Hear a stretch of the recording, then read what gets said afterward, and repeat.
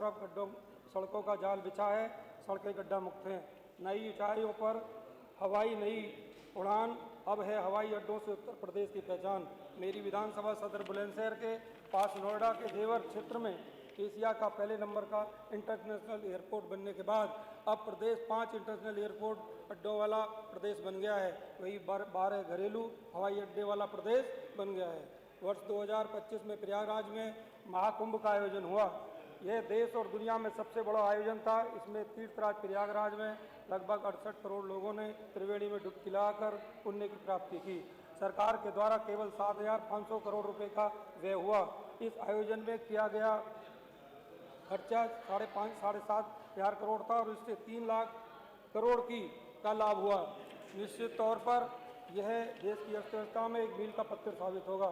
आज उत्तर प्रदेश में व्यापारी सुरक्षित है। देश एवं दुनिया के उद्योगपति उत्तर प्रदेश में उद्योग लगाने हेतु उत्सुक हैं।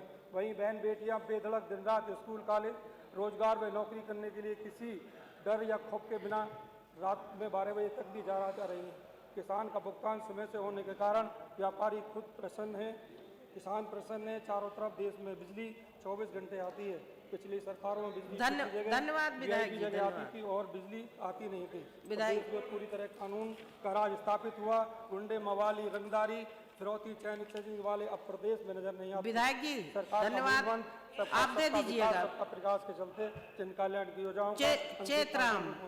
मेरी वैसे लास्ट में एक गुजारिश है कि मेरी विधानसभा क्षेत्र में व्यायाम से मुक्त कराने के लिए माननीय अधिष्ठाता महोदय, मैं आभारी हूं कि आपने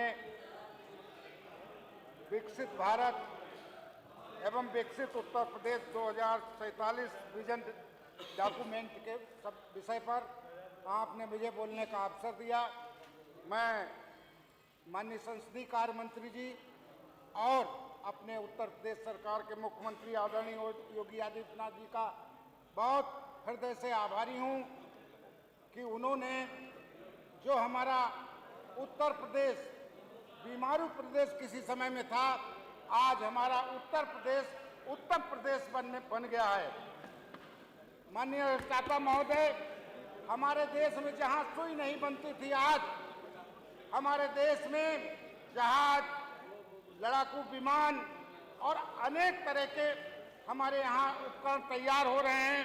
और मैं उत्तर प्रदेश की जहाँ तक बात है कि आज से कुछ पिछली सरकारों में कि सड़कों की इतनी दुर्दशा थी, विकास के नाम पे कहीं पर कोई भी कार्य नहीं हो रहा था, सड़कें जर्जर थीं और समाज का जो वातावरण था वो दूषित था, गुंडा माफिया राज था। लेकिन हमारे प्रदेश के मुख्यमंत्री आदरणीय योगी नाथ जी के सुशासन में ये सुलभ हो गया। हमारे प्रदेश की जनता चैन की सांस ले रही है। समाज का हर तबका जो है वो खुशहाल जीवन जी रहा है। मैं संसदीय कार्य मंत्री जी हमारे बैठे हुए हैं शाहजहांपुर के, इनके विषय में कहना चाहता हूं कि इनका और मुख्यमंत्री जी का एक ही विजन है कि हमारे प्रदेश का किस तरीके से विकास हो। 24 घंटा माननीय संसदीय कार्य मंत्री जनता की सेवा के लिए, जनपद के ही नहीं पूरे प्रदेश के विकास के लिए तत्पर रहते हैं। मैंने देखा है 24 घंटा ये जनता के लिए उपलब्ध रहते हैं। इसी तरीके से हमारे मुख्यमंत्री योगी आदित्यनाथ जी, उनका एक ही एजेंडा है कि हमारा प्रदेश किस तरीके से आगे बढ़े, यहाँ के लोग किस तरीके से आगे बढ़ें। आज हमारा प्रदेश जो है उत्तर प्रदेश बन गया है। मैं कुछ अपने सुझाव आपके माध्यम से देना चाहता हूं कि हमारे प्रदेश की 80% पॉपुलेशन जनसंख्या जो है वो गांव में निवास करती है। अधिष्ठाता महोदय, आज शिक्षा की बहुत महत्वपूर्ण आवश्यकता है कि जिस प्रदेश और देश की जनता, वहां के बच्चे शिक्षित होंगे, निश्चित रूप से वो प्रदेश और वो देश विकास की तरफ बढ़ेगा। आज शिक्षा की महत्ता है और चिकित्सा शिक्षा ये बहुत महत्वपूर्ण विषय हैं। हमारे प्रदेश के जो नौनिहाल हैं, बच्चे हैं, जितने ही शिक्षित होंगे और उनको उतना ही आगे बढ़ने का मौका मिलेगा। मैं माननीय मुख्यमंत्री जी का हृदय से आभार प्रकट करता हूं कि बहुत ही महत्वपूर्ण विषय पर सदन को बोल के सभी सम्मानित सदस्यों को बोलने का मौका दिया। ये इतिहास में पहला, मैं तो 85 से विधायक हूँ, मैंने पहली बार देखा है कि हमारे प्रदेश के मुख्यमंत्री जी ने, क्योंकि सभी सम्मानित सदस्यों का, पक्ष और विपक्ष के लोगों का जो मत है, जो उनके विचार हैं, वो सदन के पटल पर आए और उन्होंने 24 घंटा रात में भी ये सदन चलाने का जो एक वो उनके विचार आए, मैं इसके लिए माननीय मुख्यमंत्री जी का, संसदीय कार्य मंत्री जी का और हमारे जेपीएस भाई साहब भी शाहजहांपुर के मंत्री हैं, सहकारिता मंत्री हैं, इन सब लोगों का हृदय से धन्यवाद देता हूं, आभार प्रकट करता हूं कि आपके माध्यम से सदन में हमें अपनी बात रखने का जो अवसर दिया, इसके लिए आपको बहुत बहुत धन्यवाद। बहुत बहुत धन्यवाद। अनिल प्रधान जी। जय भीम, जय समाजवाद, जय संविधान। सरदार पटेल, बाबा साहब अम्बेडकर, ज्योतिबा फुले, छत्रपति साहू जी महाराज, डॉक्टर लोहिया, मानवर काशीराम साहब, श्रद्धेय नेताजी बहन फूलन देवी अमर रहें। मैं इस मंच के माध्यम से माननीय राष्ट्रीय अध्यक्ष श्री अखिलेश यादव जी और चित्रकूट की जनता का आभार व्यक्त करता हूं।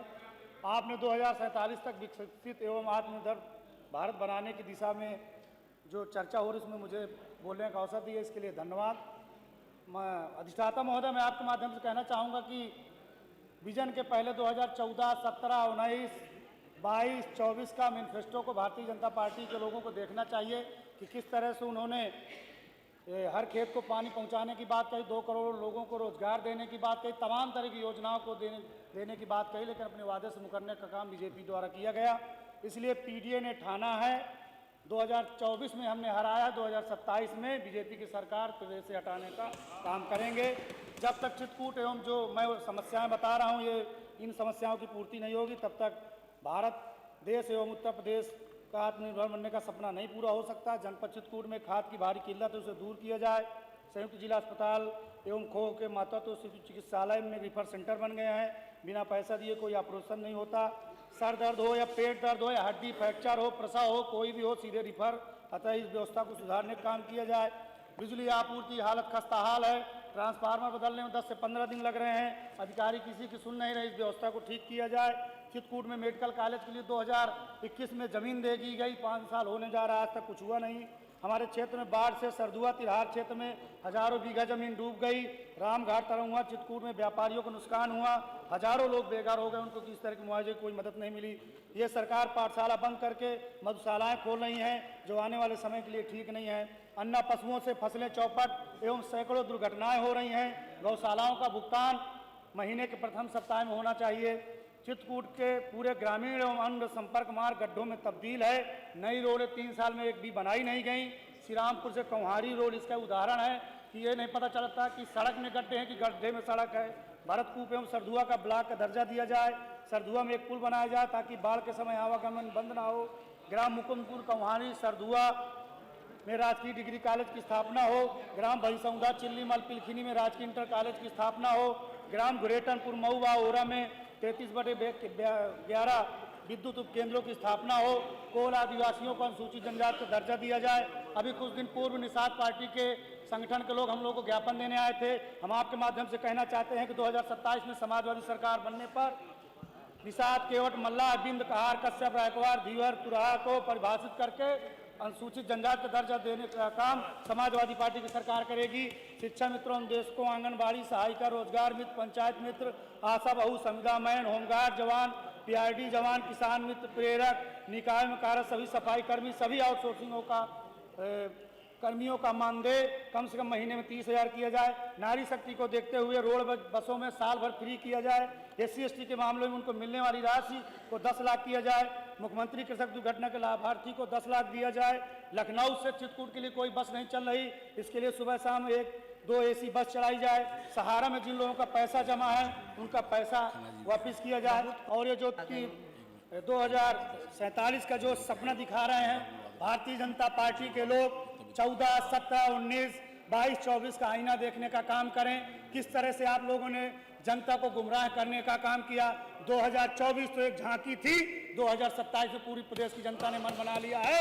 इसलिए कि पूरी प्रदेश की जनता ने ठान लिया है कि उत्तर प्रदेश से अगर खुशहाली और तरक्की पर कोई ले जा सकता है वो केवल समाजवादी लोग और माननीय श्री अखिलेश यादव जी ले जा सकते हैं। अखिलेश जी के पास विजन है, वही प्रदेश को आगे बढ़ाने का काम कर सकते हैं। इसलिए मैं अंतिम बात कह के अपनी बात को समाप्त करूंगा हाथी घोड़े तोप तलवारें, धन्यवाद हाथी घोड़े धन्यवाद तोप विधायक जी, धन्यवाद तलवारें। अरे लास्ट बैठिए। बोला। जहाँ भक्ति है हर शब्द में, कथाओं में छुपे हैं दिव्य रहस्य और ज्योतिष देता है जीवन को दिशा। धर्म से जुड़ी हर बातों को जानने के लिए हमारे चैनल स्तुति को सब्सक्राइब करें।